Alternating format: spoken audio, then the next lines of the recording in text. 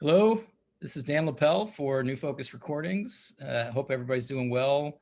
And I'm really happy to be joined here by Susie Ibarra, whose record Talking Gong came out on January 22nd, a couple of weeks ago, FCR271. Hey, Susie, how's it going? Hi. Thanks so much for joining. And this is a really cool record that features a new trio of yours, right? With Claire Chase, flutist, and Alex Pay, the pianist. Do you want Yes, to talk a little bit about the formation of this project in general? sure. Well, actually, the title of the album and the title piece, Talking Gong, that particular piece was a commission in 2018 by, I was a Davenport composer in residence Oh, great. at SUNY New Paltz, and they commissioned me a piece in which I wanted to work with pianist, and he's also educator and teaches at SUNY New Paltz, Alex Pay, Yeah, write a piece for him in an ensemble setting, and he so wonderfully suggested that we invite Claire Chase into the piece, yeah, and um, just I think the way it unfolded was really magical because everything just seemed to work, fit, and grow, and it's constantly growing. I mean, a kind of sign of thinking about sometimes who are you writing the pieces for, who's in the band, and how important that is to the music. Like sure. just much that decision as much as when you're creating the music. So I think this is very telling of Yeah, that thoughtfulness of thinking about that very well and how that would form and then how it just unfolded. So we yeah. had that premiere, and it also so it's commissioned by SUNY New Paltz and also co-commissioned by the Look Listen Festival. Oh, sure. Yeah, And so we performed it, and then we decided we needed to record it. So we recorded it um, in 2019, and it just seemed, I thought, oh, I'd really like to make an album of this. yeah, And with several pieces because um, they were also playing some of my conducted pieces, which includes improvisation and conducted motifs. hmm, And then Alex was also playing several of my solo piano pieces. yeah, So I decided to make an album of this, and I wrote also a solo piece for Claire and one piece for myself, and yeah, that's what this album turned out to be. But it also, in the making of that, we hmm, discovered, oh, this is a band. yeah. Oh, right, Like a great. really magical thing. Like, oh, it's not just that this was a commission or that we were also doing these other pieces.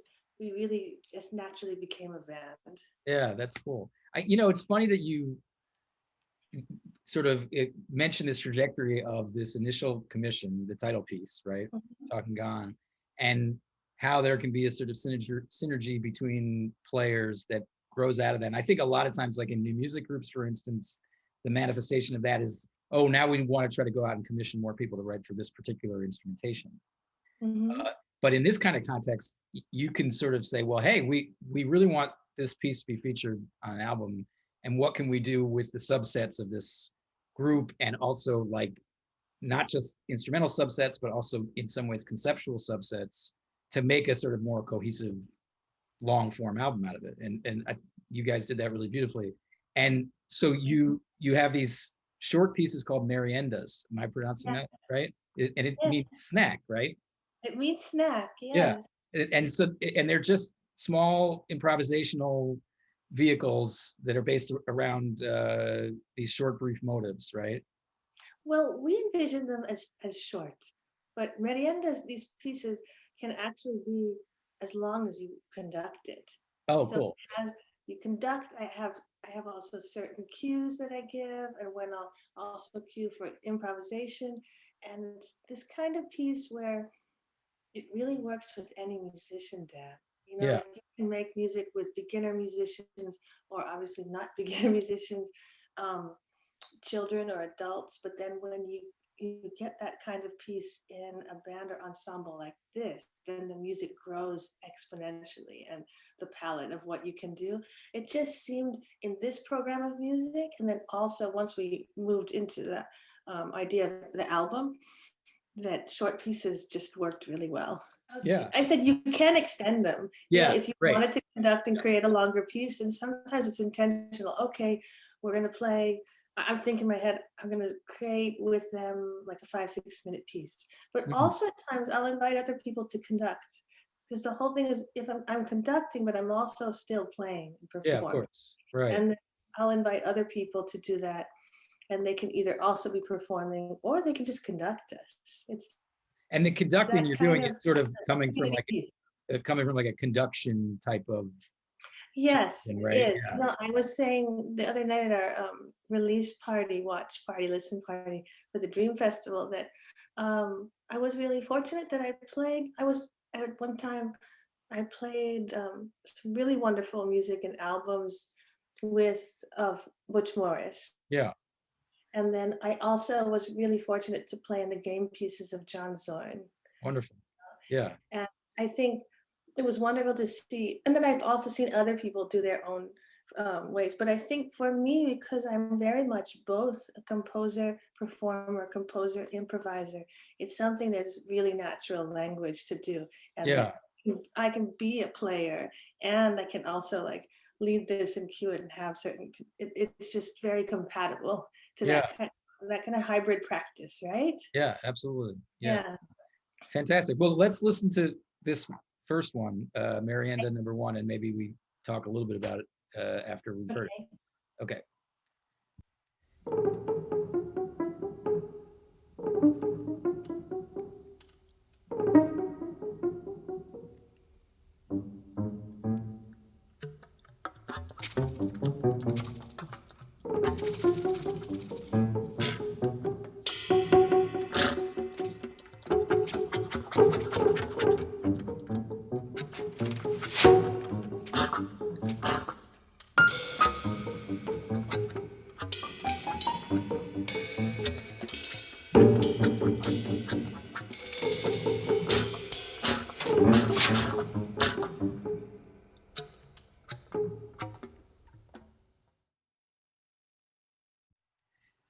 Cool. That was great. That's the first track off the record, Marienda #1. And do you want to explain sort of the nature of it's a combination of notation and structured improv, and you're doing the conduction thing. And do you want to talk about how it functions in real time at all? Sure. So I have, I think, 12 motifs. And for this particular score, it's all rhythmic motifs. You know, sometimes I might write these things and it might be um, more notated, right? There Yeah, might sure. be chords or certain melodic lines or certain phrases. But this one is purely rhythmic motifs. And then there's, I think, 1 through 12. And I'll give numbers and then I'll conduct different cues of how I'm asking them to enter, right? Yeah. Like dynamics, it could be tempo, it could be energy or something. And so I'll conduct them in and out, Uh-huh. or I might ask them to improvise. Yeah. On top of that, when another person is playing, and it's just really fun. I think this band likes to snack. Yeah, yeah. You get that sense when you listen to the four Claire's different like, I could snack all day. ones. Right.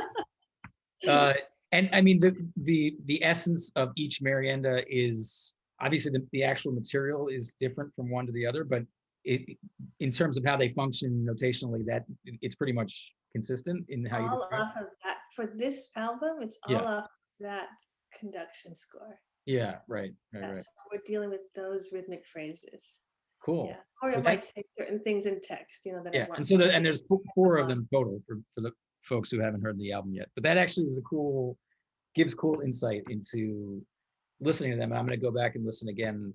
I think as I mentioned, I was hearing them as free improvisations that maybe you had sort of discussed some roles, uh, Mhm. but I now want to go back in and see if I can tease out hearing some of the Oh yeah, unique when you rhythmic. see it, you'll know. Yeah, yeah, When yeah, yeah, oh yeah, yeah, yeah. you'll know. Cool. It's interesting because for we've been, it's as it's rolling out and just been released 2 weeks. We've Yeah. had some like wonderful feedback, and some of the radio shows, some that would play more improvised music. There was one they sent me that it was like they played all four Mariendas. Oh, great. Yeah, I was like, oh, they like the Mariendas. So yeah. it's interesting where the ear went and stuff, and to think, I wonder if they think it's. I don't really mind what people think, if they're listening to, because in the end, Sure. like you get to the means and it's different. The process is different, and Yeah, of it's course. surprising, right? Yeah, How yeah. that process, how we might think that process is, and um, but also something like this, how organic that Hmm. can be. Like, I actually think that's really awesome that Yeah, you hear it as total improv without yeah. any, Well, because I always enjoy music that yeah, is right at that line. I mean, yeah, sometimes you hear complexity scores that, by hmm, the nature of sort of how dense it is and how sort of abstract the rhythms have become, it almost can't happen unless it has an improvisatory quality. And then you hear it and you're like, okay, now I'm not totally sure if that's just like extremely complicated sort of spontaneous improvisation, or if it's a sort of loose realization of something that's very specific on the page. And I hmm, actually find that line is very fascinating, um, yeah. and I think what you did by creating this sort of mixed notational model facilitates the same kind of thing in a cool way. Yeah, It's very organic. It'll yeah, really yeah, have surprises, and you can choose to go in the moment in a lot of different directions. yeah. Great, Yeah. cool. Should we? You want to talk a little bit about the centerpiece, the title piece, Oh, Talking sure. Gong? So, Talking Gong was inspired by Talking Gongs. And in the Philippines, Talking Gong is also known as the gandingan, which are these four panned gongs. Uh-huh. And um, they're played in the south of the Philippines, in Mindanao, and traditionally in Kulintang music. I study and I play. I also teach Maguindanaoan music. It's Philippine Kulintang music, and this, some of my teachers and mentors from the older generations, um, they do play them as talking gongs, so that in um, towns you can play, hi, how are you coming from Right. there, and Yeah. it's just, it's beautiful. Yeah. You wouldn't think that, hi, how are you, or are you coming for dinner, would sound so beautiful. Yeah. Right. And it Here. really does. No, so this is inspired by that, that Yeah. these songs talk, and so also from inspired both by certain structural things, rhythms and certain tonal movements that influence some Hmm. of the piece, and also the concept that um, that each of us, the trio, the three of us in this, can be like that talking gong, and can be talking in a way, and intuitively. And so I think also inviting them into this. I mean, Alex has studied and played some um, basic Kulintang music. So one of the things that was really a wonderful discovery is that, well, also I think being from Malaysia and stuff, being also Southeast Asian, he really can play the rhythms very well. Hmm. It's not playing it from a different feel. He really can sit inside how it feels. So that's really special, because I am translating for him onto the piano Yeah. certain percussive elements that I'm asking him to bring out, Hmm. and kind of feel, and also independence. Yeah. Um, there's so I'm also asking kind of ensemble playing of him, even though he's one player. Right. And that was also, we just had a radio play from something. They played the solo piano piece, Dance Steps, that also is inspired by different dance music in the Philippines. And some of it is also traditional indigenous, and some of it is more folkloric. Um, but they credited both of us, Dan, on that, because I don't think they knew that he was playing all those parts solo. And Right. they told Alex, I said, yeah, I should tell them. I'll have to find which radio show it is and Wait, was let it them because know. is that the moment where there's some prepared piano It or is something? prepared, and he also plays a lot of independence. So the sound of the notes, and also I think the independence, they maybe just thought that I was accompanying him Yeah, in they thought it was percussion. Yeah. yeah, which it was, right? Yeah. Yeah. That's kind of really interesting, blending these tones. And the first excerpt we have from Talking Gong, I'm playing these big bass agongs from the ensemble, which I'm playing these two bass notes, but really quiet. Yeah. Or trying to play very quiet. Yeah.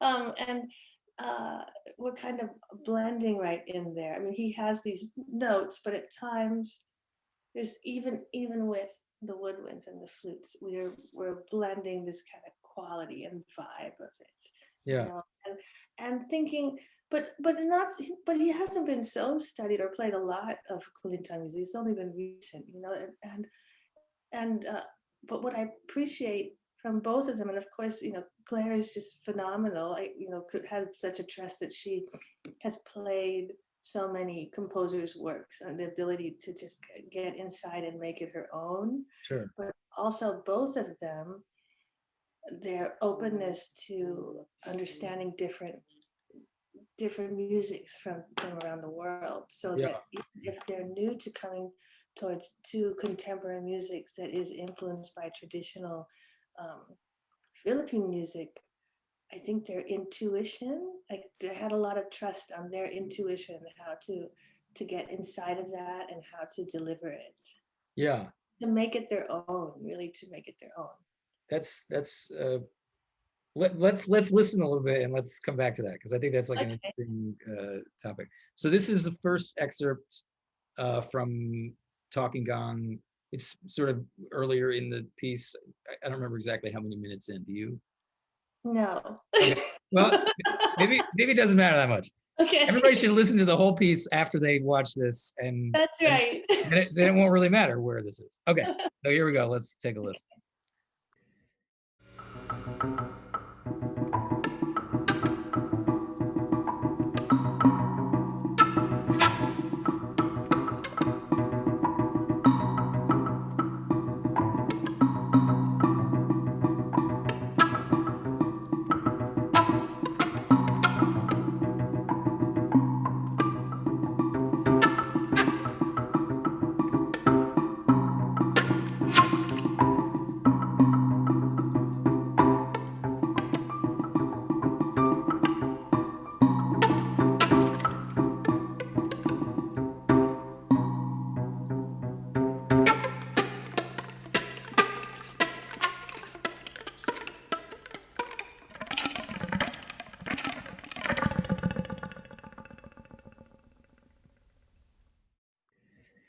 Great. So that was the first excerpt from the title piece, Talking Gong. And, one thing that's sort of interesting to me, I think, especially in a sort of era where there's a lot of conversation about trying to find a way to broaden the scope of what we do in this field that we call new music or contemporary music or whatever, right? And open up boundaries to other kinds of, long, rich traditions. And I mean, in so many ways, I think that kind of enterprise needs someone like you who has had their feet in all these different contexts, so you can be a sort of ambassador and you can explain and make decisions about how things are contextualized. But when I think about this stuff a lot, I think a lot of the potential pitfalls rotate around notation and also around a sort of like passed on, often oral tradition about how to perform and how to be inside a given vocabulary and how to be inside a given sort of style. And I'm curious about, I mean, that's a mouthful and a sort of ridiculously leading I'm question. following, believe it or Okay. not. No, I know, I'm sure you're following, but I'm not really giving a lot of air. Listening intently, and I'm I'm taking following your words. I'm taking up too much of the air in the room here. No, sometimes it goes like this, and I'd have to say the question is really long, and I'll be like, "Excuse me, can you repeat that last one?" But I actually was following, so go ahead. Very Finish. good. So anyway, now I can't remember what I was going to ask. No, I guess I'm interested in how you navigate that, because I think that you do it in a very organic, fluid way that doesn't feel like a sort of. I mean, I think we're very aware of the Filipino elements in the music, but it doesn't. I wouldn't say it really feels like it's like a hybrid in the way that sometimes that word feels weird. That's uh, good. So we yeah. would take that word and make it a positive word. Well, In the, sure. I mean, and it can be yeah, a positive word, but yeah. But I think it's also, well, one of it is that I'm a percussionist. yeah, This is all part of my language, and yeah, then come to composition, and so my language as a performer comes into that composition. yeah, sure. Maybe that's something that's very organic because you can relate to that, right? The whole, that's one kind of performer composer or composer performer, unless not separate Hmm. from the Hmm. practice. That since that practice is together, that already makes it more organic, Yeah, right? yeah, And that and that these all of these different instruments are part of my principal instruments that I play. yeah, So um, so that language is coming from that, and I think it's a, especially with traditional music that's oral tradition. If you've played it a long time, it's in your body, right? yeah, sure. It's like inside your body. So it's something. And then also drum music and percussion music is really about, I mean, for me, it's like being inside my body. Yeah, How does yeah, that feel? That's really important for me. Um, Whoever I'm writing this for, and if I'm playing in it, or if other people are playing in it, that I can be able to, I'm able to give that hmm, hmm, feeling, because that's something for me as a practitioner, as a percussionist, and as a drummer, and as a gong player, that um, that is very important. I was having a conversation where we were celebrating the life work of one of my mentors, Milford Graves, and they yeah, were asking me about rhythm in the body, and how does that, how do you, it was a very long question. I couldn't follow everything, but but that feeling of translating all of that, and understanding what's happening, because when you have a lot of these folkloric, traditional, or indigenous practices, how do you know that even if I'm playing a more contemporary instrument on drums, I can have a night on the stage where I'm sitting here. I mean, I'm on stage playing, but I'm like not on stage playing. I'm like over here watching, but my body is just that easy. Like you have sure. a gift on that night where it's just that easy, and I'm just listening and watching Yeah, that yeah, of course. Yeah, happening. So, so even in contemporary music, that kind of essence can happen, and you don't have to think, well, am I, in one of the islands playing, where there's no lights and on the grass in the woods. Like, no, I'm playing on a stage, and yeah, I'm playing contemporary music, but I'm still playing this essence that's been passed on. yeah, sure. So it's not even literally always, sometimes it is literally the rhythm or the melody that might inform it, or a certain harmony or instrumentation, but sometimes it's just a vibe. Yeah, of course. Right, right. It's that essence of that vibe that can pass on. So Alex and Claire have the ability to understand vibe. Yeah, yeah, Yeah, that's the hard thing to. Um, I think there's a lot of ways you can get to that, right? yes, You can't really explain it that way, but you can get to that by introducing, and sharing certain aspects of music that you can play and share together and see sure. how Yeah, that develops. yeah, yeah. So, And so you're saying, well, this is very much in your body as a performer, which mhm. totally makes sense. But then you have to translate to your other band members who have Okay, different so that's levels when of, we have the score, yeah, right? different levels of experience with this music. And when we've come out of, because I've studied and played a lot of traditional music, Yeah, because percussion comes out of so much oral tradition, of course. Yeah, regardless of what instrument, so much of it. And there's then of course there's so much politics around that, and yeah. sensitivity of um, oh, keeping it orally. Oh, are you translating it with notation? But Hmm. I think if you want to, share it out into the world, and if you want to also communicate it and share it with musicians that come from all different practices, and I like to play music with all kinds of musicians, Yeah, then that notation, is language. It's yeah, another language. It's a bridge from one language to another language. sure. So I think, because there's people have a lot of opinions about cipher notation, and number notation in Asian and Southeast Asian music. Although Mm-hmm. we have it so much, and I see some of my friends who play traditional Japanese, Chinese, and Korean music.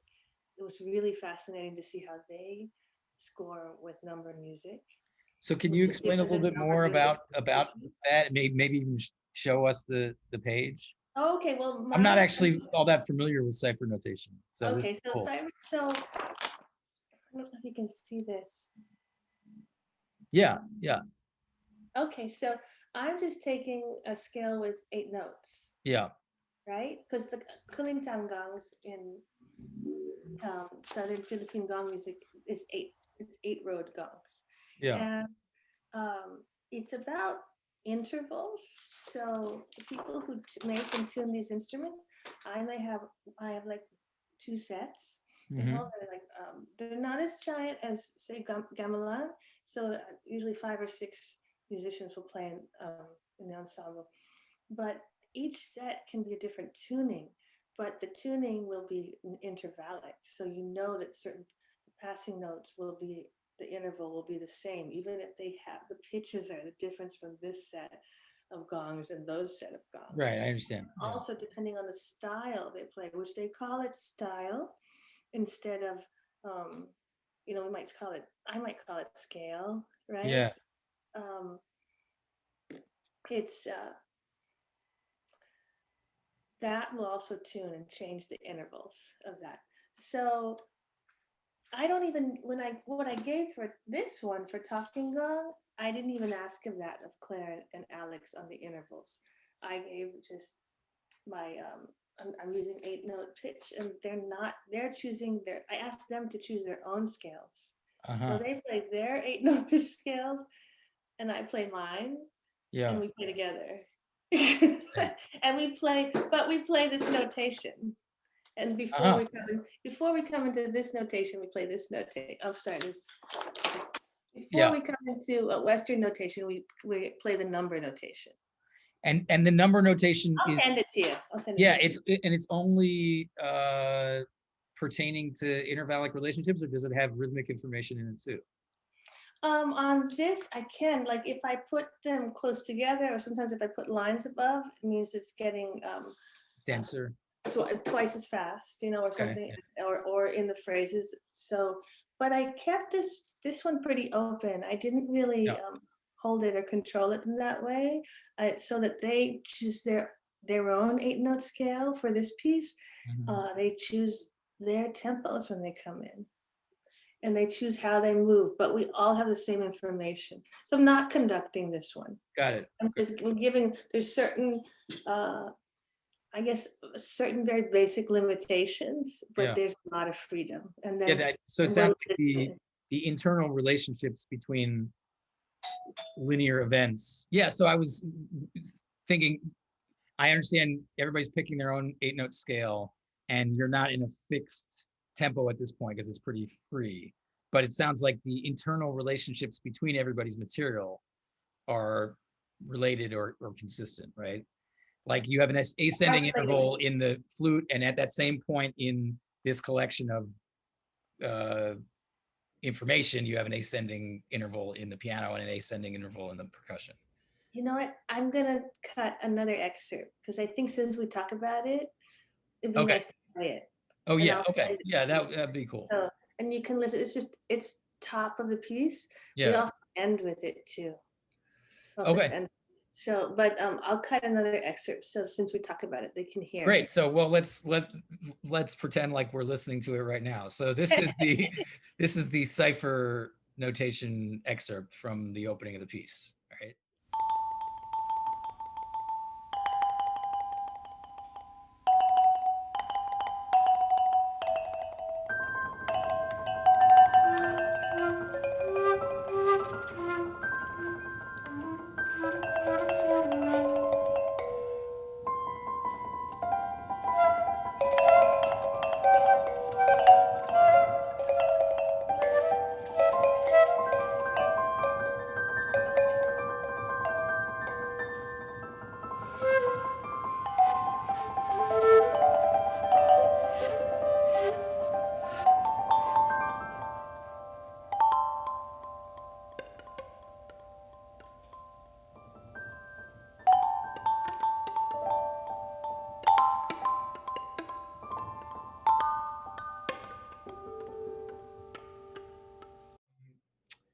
Great. So, and we have one more excerpt from Talking Gong.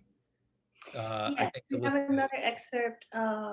It's a more lyrical passage. Yeah. Yeah, and I think it is a more um, jazz-based in a way. Right. This passage, where I have Alex also playing these two independent lines and Yeah. accompanying. I'm playing the overall rhythms over that, and I have sometimes Claire and Alex switch, who are the soloists, and she may play these like bass lines with me, right? Hmm. Hmm. Um, and let's see. So this passage, yes, it has both of them playing it into like a short cadenza. That this excerpt. Cool. Well, let's listen to this as well. Okay.